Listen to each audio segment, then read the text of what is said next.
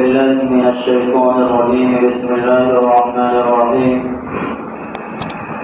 وإذ بوأنا لإبراهيم مكان البيت ألا تشرك بي شيئا وطهر بيتي للطائفين والقائمين والركع السجود وأذن في الناس بالحج يأتوك رجالا وعلى كل ضامر يأتين من كل فج عميق ليشهدوا منافع لهم ويذكروا اسم الله في أيام معلومات على ما رزقهم من بهيمة الأنعام فكلوا منها وأطعموا البائس الفقير. صدق الله العلي العظيم. معزز حاضرین جمعہ،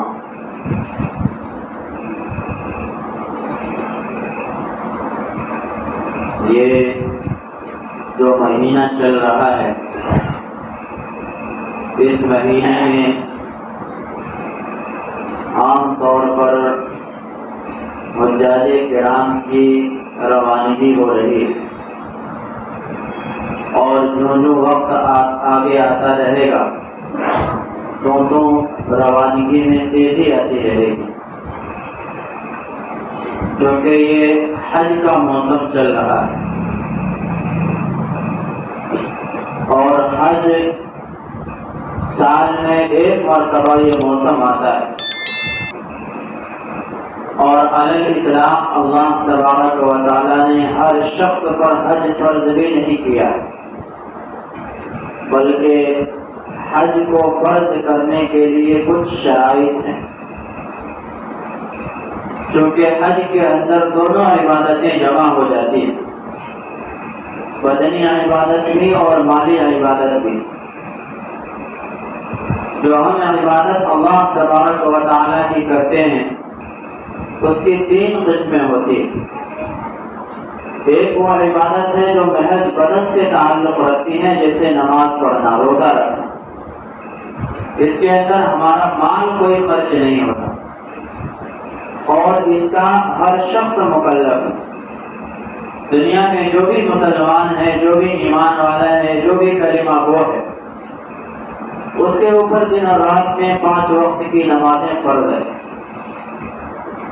دوسری عبادت وہ ہے جو صرف مال سے تعلق رکھتی ہے، جسے ہم زکوٰۃ کہتے ہیں، کہ زکوٰۃ اللہ تبارک و تعالیٰ نے انہیں لوگوں پر فرض کیا ہے جو نصاب کے مالک ہیں، لیکن حج کے اندر اللہ تبارک و تعالیٰ نے دونوں عبادتیں جمع فرما دی۔ بدنی عبادت بھی ہے کہ اس کے اندر مشقت ہے، اور مالی عبادت بھی ہے کہ آدمی کے پاس سفر کرنے یعنی حج پر جانے، وہاں سے آنے اور وہاں جو قیام رہے گا اس کا مکمل خرچ ہو، اور اسی طریقے سے جتنے دنوں کے لیے وہ سفر حج پر جائے گا اتنے دنوں تک جن لوگوں کے ذمے خرچ انہوں نے لے رکھا ہے یا جن کے خرچ کی ذمہ داری اللہ تبارک و تعالیٰ نے سفر حج پر جانے والوں کی عائد فرمائی ہے، ان کو خرچ دے کر کے جانے کی استطاعت ہو۔ یہ سب شرائط جب جمع ہوتے ہیں تب جا کر کے حج انسان پر فرض ہوتا ہے، ایک مسلمان پر حج فرض ہوتا ہے۔ ابھی 3 آیتوں کا میں نے آپ حضرات کے سامنے انتخاب کیا ہے، اور یہ بالکل ابتدائی آیات ہے جو حضرت ابراہیم علیہ السلام سے تعلق رکھتے، مخاطب حضرت ابراہیم علیہ السلام ہے، لیکن پیغام اور تعلیم پوری امت کو دیا گیا ہے کہ خانہ کعبہ جو واقع ہے، جس کے طرف ہم نماز رخ کر کے نماز پڑھتے ہیں، اور جہاں حج کرنے کے لیے حجاج کرام، عمرہ کرنے کے لیے حجاج کرام تشریف لے جاتے ہیں، وہ جگہ دنیا کا بالکل بیچوں بیچ ہے۔ مطلب یہ ہے کہ وہاں سے اگر کی حد بندی کی جائے، دنیا کو دیکھا جائے، تو خانہ کعبہ کو اللہ تبارک و تعالیٰ نے زمین کے ایسے سیکٹر میں بنایا ہے کہ وہاں سے دنیا کا ہر سرا برابر ہے۔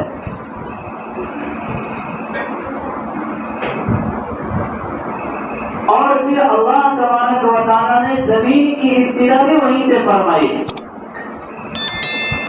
کہتے ہیں کہ جب اللہ تبارک و تعالیٰ نے زمین بنائی تو پوری زمین بلبلے کی شکل کی، پھر اللہ تبارک و تعالیٰ نے جہاں خانہ کعبہ ہے وہاں سے زمین کو پھیلانا شروع کیا۔ جیسے ہم روٹی بناتے ہوئے جب دیکھتے ہیں تو روٹی بنانے کے لیے آٹے کا پیڑا لیتے ہیں، آٹے کی ایک مقدار لیتے ہیں، اس کو پہلے لڈو کی شکل میں گول بناتے ہیں اور پھر اس کو پھیلاتے پھیلاتے روٹی کی شکل بنا دیتے ہیں۔ ٹھیک اسی طریقے سے جب زمین کے اوپر کچھ بھی نہیں تھا، پوری زمین بلبلے کی شکل تھی، تو اللہ تبارک و تعالیٰ نے خانہ کعبہ کے پاس زمین کو ظاہر فرمایا اور وہیں سے پھیلاتے پھیلاتے پھیلاتے پھیلاتے پوری دنیا بنا۔ اور اس کی تعمیر خانہ کعبہ جو ہے، اس کی تعمیر کہتے ہیں کہ سب سے پہلے اللہ تبارک و تعالیٰ نے خود فرمایا۔ ایک روایت یہ بھی ہے، دوسری روایت کے اندر آتا ہے کہ اللہ تبارک و تعالیٰ نے حضرت آدم علیہ السلام کے پیدا کرنے سے 2000 سال پہلے اس گھر کو بنا دیا۔ خیر، جب طوفان نوح آیا تو ظاہر سی بات ہے کہ خانہ کعبہ کی جو بنیاد تھی وہ ختم ہو گئی تھی، اور بعض روایتوں کے اندر آتا ہے کہ خانہ کعبہ کے نشانات مٹ گئے، تو اللہ تبارک و تعالیٰ نے اس گھر کو آسمان پر اٹھا لیا۔ حضرت ابراہیم علیہ السلام کی بعثت ہوئی تو حضرت ابراہیم علیہ السلام مکہ مکرمہ میں پیدا نہیں ہوئے۔ حضرت ابراہیم علیہ السلام ملک شام کے رہنے والے، اور اللہ تبارک و تعالیٰ نے ان کو ہجرت کا حکم فرمایا، اور ہجرت کرا کر کے حضرت ابراہیم علیہ السلام اپنی اہلیہ حضرت ہاجرہ کے ساتھ مکہ مکرمہ تشریف لائے، اور جب مکہ مکرمہ تشریف لائے اس وقت اللہ تبارک و تعالیٰ نے حضرت ابراہیم علیہ السلام کو خانہ کعبہ کی بنیاد بتلائی، جس کو قرآن نے کہا وَإِذْ بَوَّأْنَا لِإِبْرَاهِيمَ مَكَانَ الْبَيْتِ، اور قابل ذکر ہے وہ وقت کہ جب ہم نے ابراہیم علیہ السلام کو مکان البیت، اپنے گھر کا ٹھکانہ، اپنے گھر کی جگہ بتلایا۔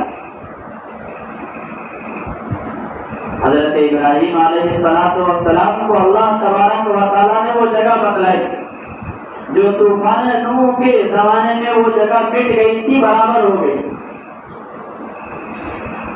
اس کے بعد حضرت ابراہیم علیہ السلام نے اس کی تعمیر فرمائی۔ کہتے ہیں کہ حضرت جبرائیل علیہ السلام انجینئر ہیں اس کے، حضرت ابراہیم علیہ السلام اس کے معمار ہیں، کاریگر ہیں، بنانے والے ہیں، اور حضرت اسماعیل علیہ السلام اس کے لیبر ہیں، مزدور ہیں۔ فرمایا وَإِبْوَأْنَا لِإِبْرَاهِيمَ مَكَانَ الْبَيْتِ أَلَّا تُشْرِكْ بِي شَيْئًا، اور قابل ذکر ہے وہ وقت جب اپنے ابراہیم علیہ السلام کو اپنے گھر کا، بیت کا ٹھکانہ، بیت اللہ کا ٹھکانہ بتلا دیا، اور بتلا کر کے کیا کہا اللہ تشرک بی شیئا۔ اس سے پہلے روایتوں کے اندر آتا ہے کہ قوم عمالقہ اور قوم بنو جرہم، ان دونوں کے درمیان جنگیں ہوئی ہیں، اور اس کے نتیجے میں انہوں نے خانہ کعبہ کے اوپر قبضہ کر لیا، اور قبضہ کرنے کے بعد انہوں نے خانہ کعبہ کے اندر شروع میں بت رکھ دیا تھا۔ قوم عمالقہ اور قوم بنو جرہم ایک لمبی تاریخ ہے۔ تو اللہ تبارک و تعالیٰ نے فرمایا اللہ تشرک بی شیئا، مخاطب حضرت ابراہیم علیہ السلام کو فرمایا کہ میرے ساتھ اس گھر میں کسی کو شریک نہ کرو۔ ظاہر سی بات ہے کہ حضرت ابراہیم علیہ السلام سے یہ تو محال ہے کہ حضرت ابراہیم اللہ کے ساتھ کسی کو شریک کرے، نعوذ باللہ۔ تو امت کو تعلیم ہے، اور حضرت ابراہیم علیہ السلام سے یہ خطاب ہے کہ اس گھر کو آپ پاک کیجیے ظاہری گندگی سے بھی اور باطنی گندگی سے۔ ظاہری گندگی یہ ہے کہ اس کے اندر جو بت وغیرہ پہلے رکھ دیے گئے تھے اس کو ہٹا کر کے ختم کیا جائے۔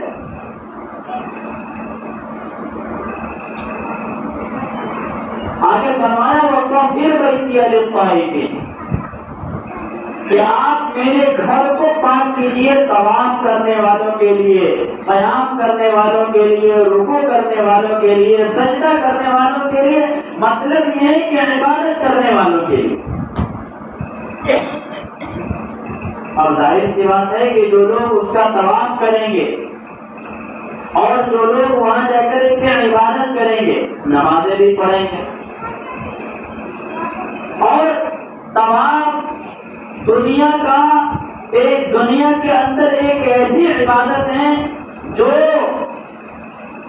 وہیں پر کی جا سکتی ہے، دنیا کے اندر اور کہیں طواف نہیں کیا جا سکتا۔ ایک زمانے میں کسی بادشاہ نے یہ قسم کھائی تھی کہ میرا بھلا کام اگر ہو گیا تو میں ایسی عبادت اللہ کی کروں گا کہ پوری دنیا کے اندر میں ہی صرف کر رہا ہوں، کوئی دوسرا میرے علاوہ وہ عبادت نہ کر رہا ہوں۔ جب اس کی وہ منت پوری ہو گئی اس بادشاہ کی، تو لوگ پریشان ہوئے، لوگوں کے سامنے یہ علماء کرام کے سامنے یہ مسئلہ آیا کہ دنیا کے اندر کون سی ایسی عبادت ہے کہ تنہا ایک آدمی کرے، کوئی دوسرا اس وقت وہ عبادت نہ کر رہا۔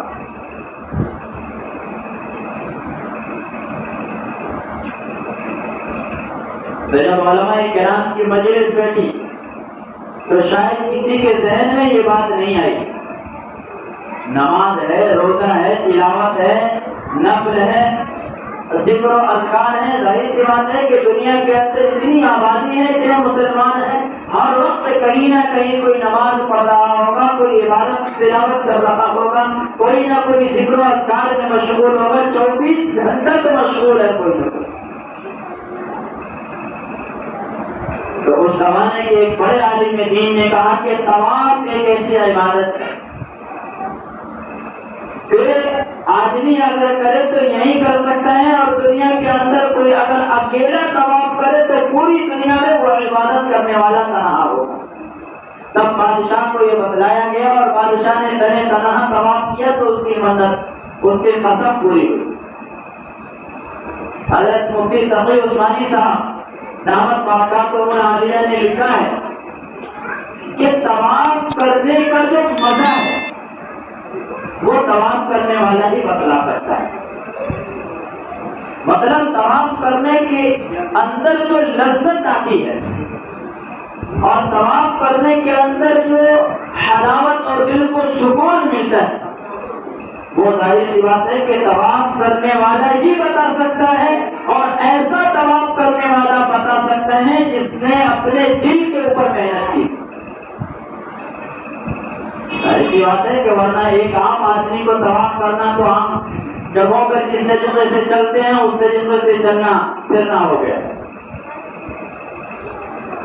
حضرت شیخ الحدیث مولانا زکریا صاحب نور اللہ مرقدہ نے ایک جگہ لکھا ہے کہ ایک شخص طواف کر رہا تھا اور اسی دوران کسی دوسری اجنبیہ عورت کا خیال دل میں آ گیا۔ خانہ کعبہ سے ایک ہاتھ باہر نکلا اور اس کے چہرے پہ ایک تھپڑ رسید ہو گیا، اور آواز آئی کہ میرے گھر میں رہتے ہوئے، میرے گھر کا طواف کرتے ہوئے غیر کا خیال تمہارے دل میں کیسے؟ تو یہ بات اللہ والے ہوتے ہیں جن کو بر وقت تنبیہ ہو جاتی. آپ ہر شخص اس کے اپنے آپ پر یہ قیاس نہیں کر سکتا. تو حضرت ابراہیم علیہ السلام کو یہ حکم ہوا کہ میرے اس گھر کو آپ پاک کیجیے ظاہری گندگی سے بھی اور باطنی گندگی سے بھی. مطلب یہ ہے کہ اس گھر کو طواف کے لیے اور حج کے لیے آپ تیار کیجیے. جب حضرت ابراہیم اور حضرت اسماعیل علیہ السلام باپ اور بیٹے حضرت ابراہیم علیہ السلام کی اس وقت عمر 100 کے پار بتلائی جاتی ہیں جس وقت خانہ کعبہ کی انہوں نے تعمیر کی, اور حضرت اسماعیل کی عمر 30 سال کے آس پاس بتلائی جاتی ہے. جب یہ دونوں حضرات دونوں نبی خانہ کعبہ کی تعمیر سے فارغ ہو گئے تو اللہ تبارک و تعالیٰ نے حضرت ابراہیم کو یہ حکم دیا کہ اب حج کے لیے لوگوں کو بلاؤ. وَأَذِّن فِي النَّاسِ بِالْحَجِّ, لوگوں نے حج کا اعلان کرو. حضرت ابراہیم علیہ السلام کہنے لگے کہ یا اللہ اس جنگل میں بھلا حج کا اعلان اگر کر بھی دوں تو جنگل میں آئے گا کون؟ میں اگر حج کا اعلان کر بھی دوں تو میری آواز کو بھلا سنے گا کون؟ ظاہر سی بات ہے کہ اس وقت مکہ مکرمہ کے اندر کوئی آبادی تو تھی نہیں, ہر طرف پہاڑ ہی پہاڑ, جنگل ہی جنگل. وادی غیر سیزرا جس کو قرآن پاک نے کہا ہے, نہ پانی کا انتظام نہ کھانے کی کوئی سہولت, بالکل جنگل ہی جنگل.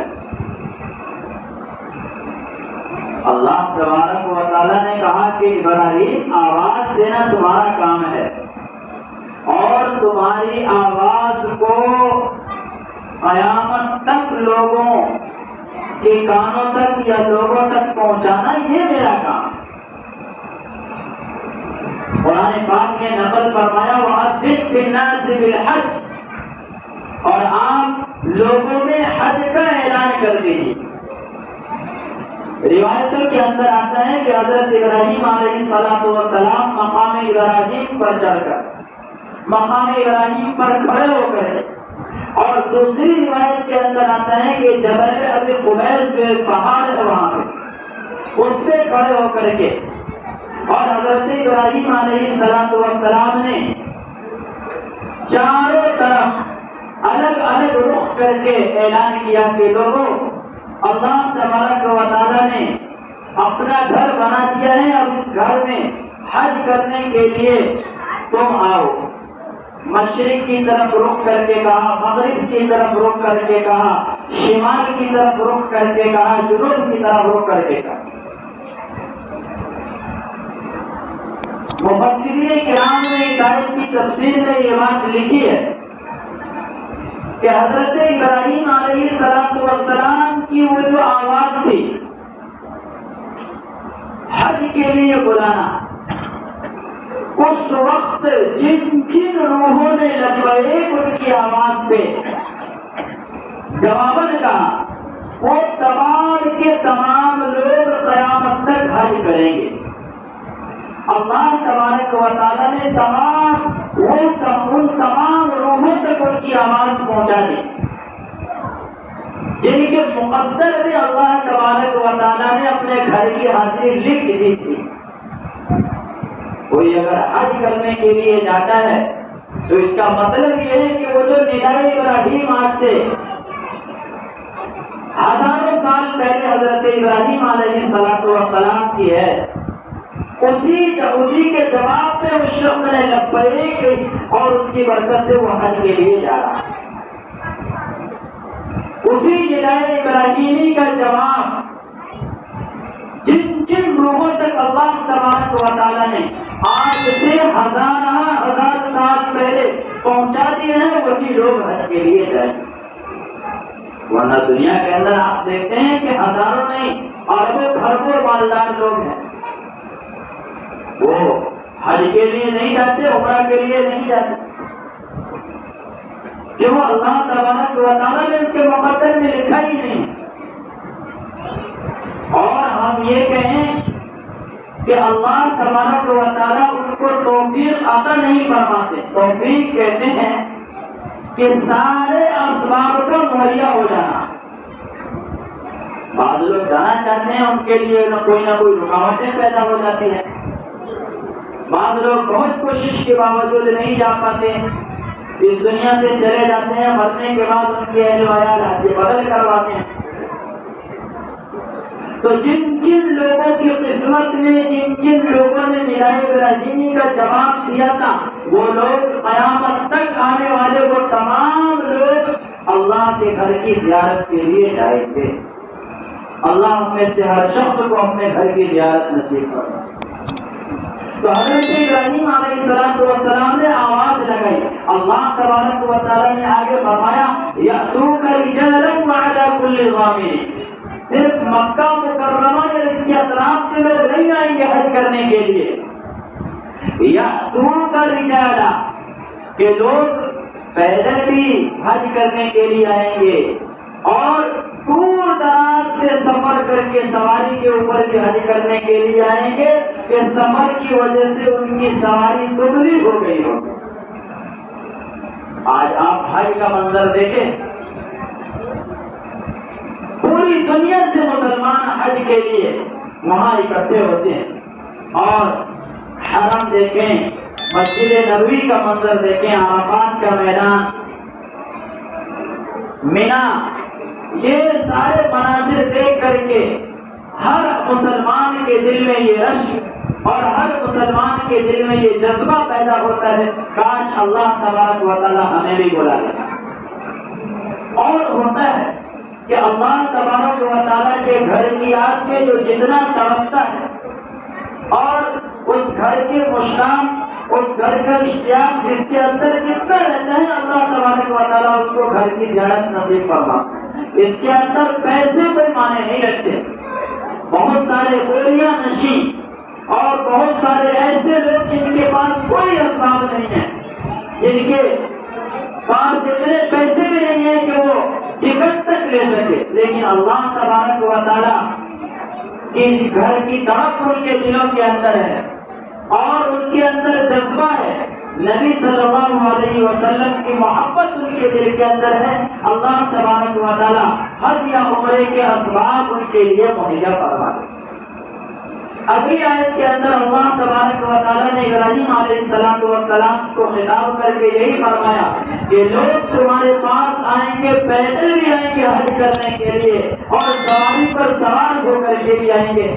اگلی آیت کے اندر اللہ تبارک و تعالیٰ نے حج کے منافع بیان کیے ہیں کہ اس کے اندر اخروی کیا منافع ہیں اور دنیاوی کیا منافع ہیں. انشاءاللہ اگلی ملاقات میں اللہ ہمیں عمل کرنے کی توفیق عطا فرمائے اور اپنے گھر کی بار بار زیارت نصیب فرمائے.